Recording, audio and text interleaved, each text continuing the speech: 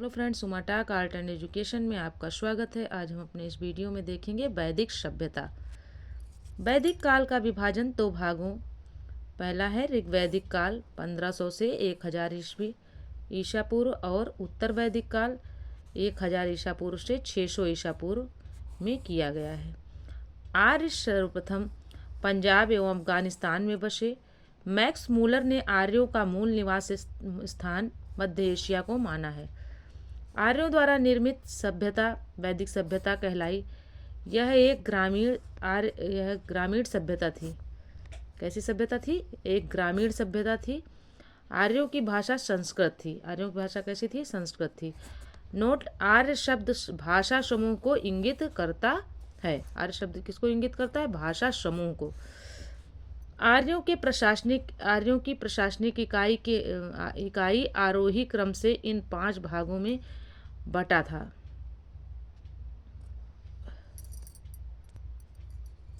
देख लेते हैं। कुल, ग्राम, विष, जन, राष्ट्र, 5 उसमें बटा था। आरोही क्रम का मतलब होता है चढ़ना, यानी कि जैसे 1 2 3 4 5 छोटे से बड़े की ओर। तो पहले कुल होता है, फिर ग्राम होता है, फिर उससे बड़ा विष होता है, फिर उससे बड़ा जन होता है, फिर सबसे बड़ा राष्ट्र होता है। ग्राम के मुखिया ग्रामीणी, विष का प्रधान विषपति। गांव के मुखिया ने ग्राम के मुखिया को क्या कहते थे? ग्रामीणी कहते थे। विष का प्रधान कौन होता था? विषपति होता था। जन के शासक राजन कहलाते थे। राज्याधिकारियों में पुरोहित एवं सेनानी प्रमुख थे। वशिष्ठ रूढ़िवादी एवं विश्वामित्र उदार पुरोहित थे। वशिष्ठ कैसे थे? रूढ़िवादी थे, जबकि विश्वामित्र कैसे पुरोहित थे? उदार किस्म के पुरोहित थे। सूत, रथकार व कम्मादि नामक अधिकारी रत्नी कहे जाते थे। सूत, रथकार व कम्मादि नामक जो अधिकारी थे वो क्या कहे जाते थे? रत्नी कहे जाते थे। इनकी संख्या राजा सहित करीब 12 हुआ करती थी। पूरब क्या होता है देख लेते हैं। ये सब पूछे जाते हैं। पूरब दुर्गपति एवं इष्प्स जनता की गतिविधियों को देखने वाले गुप्तचर होते थे। वाजपति गोचर भूमि का अधिकारी होता था। उग्र कौन था? अधिकारियों को पकड़ने का कार्य। उग्र क्या होता था? अपराधियों को पकड़ने का कार्य करता था। उग्र जो है अपराधियों को पकड़ने का कार्य करते थे। भागदूह राजस्व कर एकत्र करने वाला अधिकारी था। भागदूह किसको कहा जाता था? जो राजस्व कर वसूलता था। नोट: ऋग्वेद में किसी तरह के न्यायाधिकारी का उल्लेख नहीं है। नोटेड पॉइंट में क्या है? कह रहे हैं कि ऋग्वेद में किसी तरह के न्यायाधिकारी का उल्लेख नहीं मिलता। सभा एवं समिति राजा को सलाह देने वाली संस्था थी। सभा और समिति दो संस्थाएं थी जो कि राजा को सलाह देती थी। सभा श्रेष्ठ एवं संभ्रांत लोगों की संस्था थी, जबकि समिति सामान्य जनता का प्रतिनिधित्व करती थी। यानी समिति जो है सामान्य जनता का प्रतिनिधित्व करती थी, और सभा जो थी सभा और समिति नाम की 2 संस्थाएं थी। तो जो सभा थी वो श्रेष्ठ एवं संभ्रांत लोगों की संस्था थी, और जबकि जो समिति थी वो जनता का प्रतिनिधित्व करती थी। इसके अध्यक्ष को ईशान कहा जाता था। जो इसके अध्यक्ष होते थे उनको क्या कहा जाता था? ईशान कहा जाता था। सभा और समिति के जो अध्यक्ष होते थे उनको ईशान कहा जाता था। स्त्रियां सभा तथा समितियों में भाग ले सकती थीं। स्त्रियां जो थी वो सभा और समितियों में भाग ले सकती थीं। युद्ध में कबीले का नेतृत्व राजा करता था। युद्ध के लिए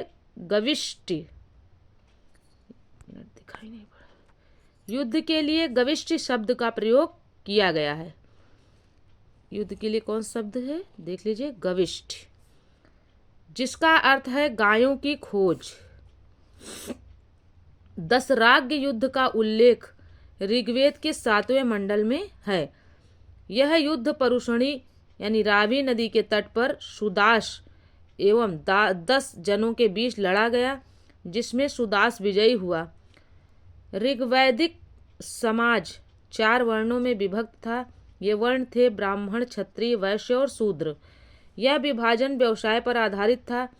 ऋग्वेद के 10वें मंडल के पुरुष सूक्त में चतुर्वर्णों का उल्लेख मिलता है। इनमें कहा गया है कि ब्राह्मण परम पुरुष के मुख से, क्षत्रिय उनकी भुजाओं से, वैश्य उनकी जंघाओं से तथा शूद्र उनके पैरों से उत्पन्न हुए हैं। यहाँ देख लेते हैं उपनिषदों की कुल संख्या कितनी है? 108। उपनिषद यानी उपनिषद कितने हैं? 108 हैं। महापुराणों की संख्या 18 है। वेदांगों की संख्या 6 है। आर्यों का समाज पितृ प्रधान था। समाज की सबसे छोटी इकाई परिवार या कुल थी, जिसका मुखिया पिता होता था, जिसे कुलपति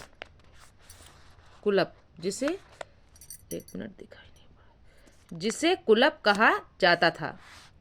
स्त्रियां इस काल में अपने पति के साथ यज्ञ कार्य में भाग लेती थीं। बाल विवाह एवं पर्दा प्रथा का प्रचलन नहीं था। विधवा अपने मृतक पति के छोटे भाई देवर से विवाह कर सकती थी। स्त्रियां शिक्षा ग्रहण करती थीं। ऋग्वेद में लोपामुद्रा, घोषा, शिकता, आपला एवं विश्वास जैसी विदुषी स्त्रियों का वर्णन है। गार्गी ने याज्ञवल्क्य को वाद विवाद की चुनौती दी थी। जीवन भर अविवाहित रहने वाली महिलाओं को अमाजु कहा जाता था। पूछा जाता है अमाजु शब्द किसके लिए प्रयोग किया गया है? तो जो जीवन भर विवाह नहीं करती थी, यानी अविवाहित महिलाओं के लिए अमाजु शब्द का प्रयोग किया गया है। जीविकापार्जन के लिए वेदांग पढ़ाने वाला अध्यापक उपाध्याय कहलाता था। जीविकापार्जन के लिए वेदांग पढ़ाने वाला अध्यापक क्या कहलाता था? उपाध्याय। आर्यों का मुख्य पेय पदार्थ क्या था? सोम रस। यह वनस्पति से बनाया जाता था। आर्य मुख्यतः 3 प्रकार के वस्त्रों का उपयोग करते थे: वाश, अधिवास और उष्णीय।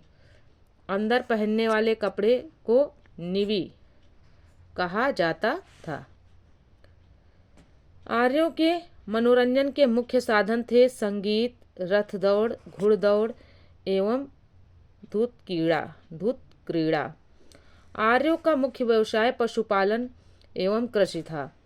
महर्षि कणाद को भारतीय परमाणुवाद का जनक कहा जाता है। किसको कहा जाता है? महर्षि कणाद को। कणाद को क्या कहा जाता है? परमाणुवाद का जनक कहा जाता है। गाय को अधन्या ना मारे जाने योग्य पशु की श्रेणी में रखा गया था। गाय की हत्या करने वाले या उसे घायल करने वाले के लिए वेदों में मृत्युदंड अथवा देश से निकाले की व्यवस्था की गई है। आर्यों का प्रिय पशु कौन था? घोड़ा एवं सर्वाधिक प्रिय देवता इंद्र थे। आर्यों द्वारा खोजी गई धातु लोहा थी, जिसे श्याम अयश कहा जाता था। तांबे को लोहित अयश कहा जाता था। भारतीयों को लोहे का ज्ञान ईसा पूर्व 8वीं सदी में प्राप्त हुआ। व्यापार हेतु दूर दूर तक जाने वाला व्यक्ति को पणि कहते थे। जो व्यापार के लिए दूर दूर तक जाता था व्यक्ति, उसे क्या कहते थे? पणि कहते थे। लेन देन में वस्तु विनिमय की प्रणाली प्रचलित थी। वस्तु के बदले वस्तु। ऋण देकर ब्याज लेने वाले को व्यकनाट, सूदखोर कहा जाता था।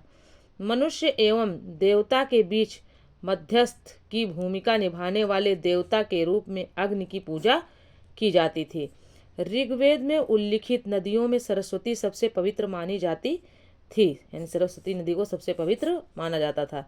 ऋग्वेद में गंगा का 1 बार और यमुना का उल्लेख 3 बार हुआ है। ये पूछा जाता है, गंगा का कितनी बार उल्लेख हुआ है? 1 बार। यमुना का 3 बार। इसमें सिंधु नदी का उल्लेख सर्वाधिक बार हुआ है। उत्तर वैदिक काल में इंद्र के स्थान पर प्रजापति सर्वाधिक प्रिय देवता हो गए थे। विष्णु के 3 पगों की कल्पना का विकास उत्तर वैदिक काल में ही हुआ। उत्तर वैदिक काल में राजा के राज्याभिषेक के समय राजसूय यज्ञ का अनुष्ठान किया जाता था। उत्तर वैदिक काल में वर्ण व्यवसाय की बजाय जन्म के आधार पर निर्धारित होने लगे थे। फिर से देख लीजिए, उत्तर वैदिक काल में वर्ण व्यवसाय की बजाय जन्म के आधार पर निर्धारित होने लगे थे। ऋग्वैदिक कालीन देवता संबंध। देवता और संबंध। इंद्र युद्ध का नेता एवं वर्षा का देवता। इंद्र को कहा जाता था अग्नि देवता एवं मनुष्य के बीच मध्यस्थ।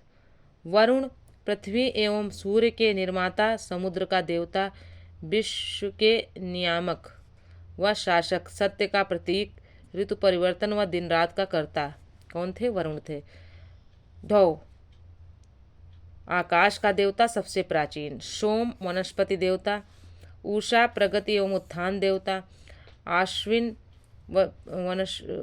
आश्विन विपत्तियों को हरने वाले देवता।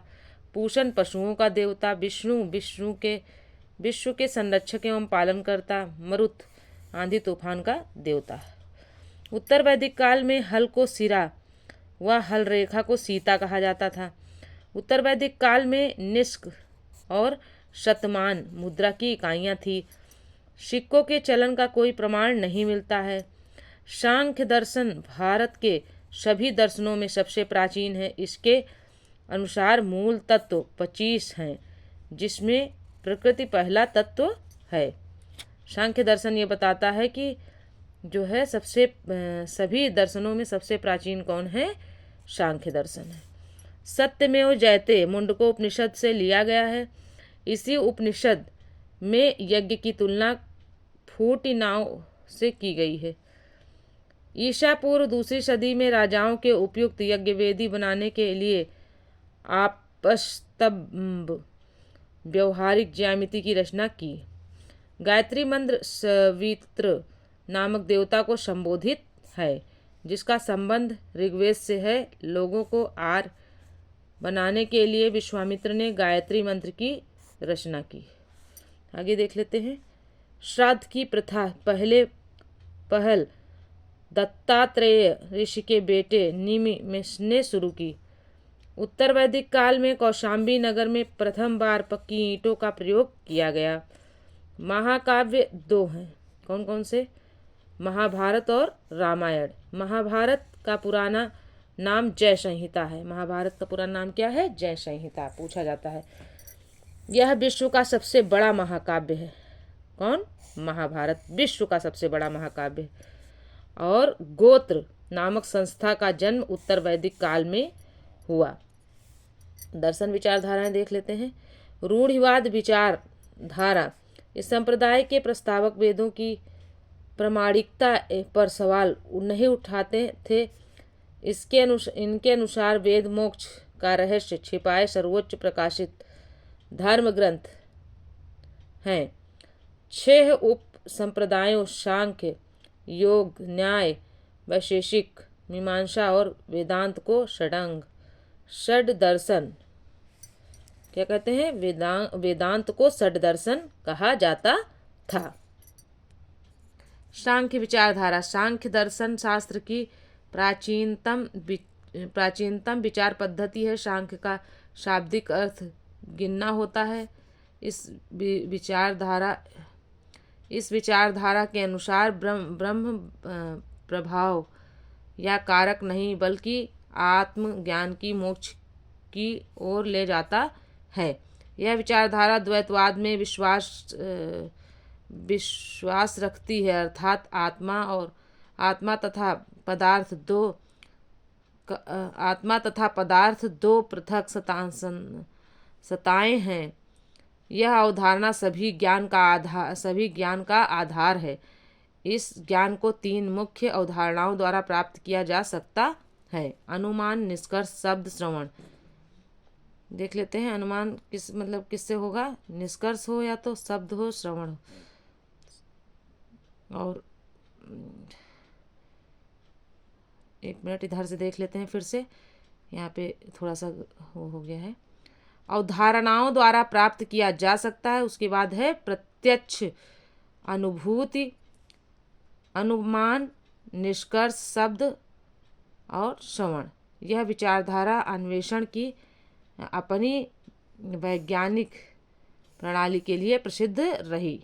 योग विचारधारा, इसके अनुसार मानव शरीर प्रयोग तथा ध्यान का प्रयोग कर मुक्ति प्राप्त कर सकता है। मुक्ति प्राप्त करने के साधन हैं यम स्वनियंत्रण का अभ्यास करना, नियम व्यक्ति के जीवन को संचालित करने वाले नियमों का पालन, प्रत्याहार, विषय का चयन, धारणा, मन को स्थिर करना, ध्यान, चयनित विषय पर ध्यान एकाग्र करना एवं समाधि, मन तथा पिंड का विलय ही स्वयं के पूर्ण रूप में विच्छेद होने का कारण है। न्याय विचारधारा, इसमें मुक्ति प्राप्त करने के लिए तर्कपूर्ण चिंतन पर विश्वास किया जाता है। इस विचारधारा का मानना है कि निष्कर्ष, श्रवण तथा उपमा जैसे तर्क समस्त साधनों का प्रयोग कर मनुष्य किसी भी समस्या की सत्यता जांच कर सकता है। इसका ये मानना है कि ईश्वर ने न केवल ब्रह्मांड की रचना की है बल्कि वह अपने पालन और संहार में भी करते हैं, बल्कि वह उनका पालन और संहार भी करते हैं। वैशेषिक विचारधारा, यह विचारधारा ब्रह्मांड की भौतिकीय में विश्वास करती है। इसके अनुसार ब्रह्मांड का हर पदार्थ 5 मुख्य तत्वों अग्नि, वायु, जल, पृथ्वी तथा आकाश से बना है। इस विचारधारा का दृष्टिकोण अत्यंत वैज्ञानिक है। इसके द्वारा परमाणु सिद्धांत का विकास भी हुआ। मीमांसा विचारधारा, मीमांसा का वास्तविक अर्थ तर्कपूर्ण चिंतन, विवेक तथा अनुप्रयोग की कला है। यदि व्यक्ति को धार्मिक श्रेष्ठता, स्वर्ग तथा मुक्ति प्राप्त करनी है तो उसे वेदों के द्वारा नियत सभी कर्तव्यों की पूर्ति करनी होगी। इस दर्शन का मुख्य बल वेदों के अनुष्ठानिक भाग पर था। मुक्ति की प्राप्ति हेतु व्यक्ति को वैदिक अनुष्ठानों का निष्पादन पुरोहितों की सहायता से करना होता है। इसलिए इस दर्शन में विभिन्न वर्गों के बीच सामाजिक अंतर को निहित रूप से वैधता प्रदान की गई है। ब्राह्मणों के द्वारा इनका प्रयोग लोगों पर वर्चस्व स्थापित करने में किया गया। वेदांत विचारधारा, इस दर्शन के आधार पर निर्माण करने वाले प्राचीनतम ग्रंथ बादरायण द्वारा लिखित ब्रह्मसूत्र या वेदांत सूत्र थे। बादरायण ने क्या लिखा है? ब्रह्मसूत्र या वेदांत सूत्र। इस दर्शन के अनुसार ब्रह्म ही इस जीवन की वास्तविकता है, शेष सभी बातें मिथ्या या माया हैं। इसके अनुसार स्व का ज्ञान हो जाने पर वह स्वतः ही ब्रह्म की अनुभूति कर मुक्ति को प्राप्त हो जाएगा। यह तर्क ब्रह्म तथा आत्मा को अविनाशी तथा शाश्वत बना देता है। नास्तिक विचारधारा, ये वेदों की मौलिकता पर विश्वास नहीं करते और भगवान के अस्तित्व पर प्रश्न खड़े करते हैं। ये 5 उपधाराओं में विभाजित हैं: बौद्ध, जैन, लोकायत, अज्ञान और आजीविक। लोकायत दर्शन या चार्वाक विचारधारा, बृहस्पति ने इस विचारधारा की नींव रखी। इसकी चर्चा वेदों तथा बृहदारण्यक उपनिषद में मिलती है। इसके अनुसार ब्रह्मांड में केवल 4 तत्व हैं: अग्नि, पृथ्वी, जल और वायु। इस विचारधारा के समर्थक आकाश की गणना 5 आधारभूत तत्वों में नहीं करते हैं, क्योंकि यह मनुष्य के अनुभूति से परे है। इस विचारधारा के अनुसार इस विश्व के परे कोई अन्य जगत नहीं है, इसलिए मृत्यु मानव का अंत है तथा सुख भोग ही मानव जीवन का चरम लक्ष्य होना चाहिए। इसलिए उन्होंने खाओ पियो और मस्त रहो के सिद्धांत का प्रतिपादन किया। आगे देख लेते हैं। अज्ञान कट्टरपंथी संशयवाद में विश्वास करते थे। इनके अनुसार ज्ञान प्राप्त करना असंभव है। यदि वह संभव भी होता तो मोक्ष प्राप्ति के लिए व्यर्थ है। इसका विश्वास था कि अनभिज्ञता सर्वोत्तम है। क्या है? अनभिज्ञता सर्वोत्तम है। आजीवक इसकी स्थापना मखली पुत्र गोसल द्वारा ईसा पूर्व 6ठी शताब्दी में की गई। ये बौद्ध धर्म एवं जैन धर्म के विपरीत कर्म के सिद्धांत में विश्वास नहीं करते। ये कर्म को मानते हैं। इसने बौद्ध एवं जैन धर्म के समाज वेदों की सत्ता को नकारा था। उत्तर प्रदेश में श्रावस्ती आजीविकों का प्रमुख केंद्र था। आजीवक संप्रदाय के मानने वाले निराकार आत्मा की अवधारणा के विपरीत आत्मा के भौतिक रूप में विश्वास करते थे। बिंदुसार इसके अनुयायी थे। अशोक 7वें स्तंभ के राजा देश में आजीविकों का उल्लेख मिलता है। वेदांत दर्शन नोटेड पॉइंट में देख लेते हैं। वेदांत दर्शन में उपनिषद, भागवत गीता और ब्रह्मसूत्रों का ज्ञान का प्रमुख स्रोत माना जाता है। इन तीनों ग्रंथों को सामूहिक रूप से प्रस्थान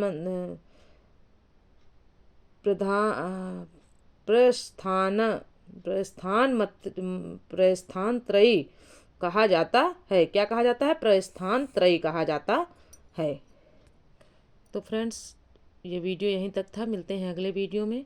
अगर वीडियो पसंद आए तो चैनल को सब्सक्राइब करें, वीडियो को लाइक करें, अपने दोस्तों में शेयर करें। Okay friends.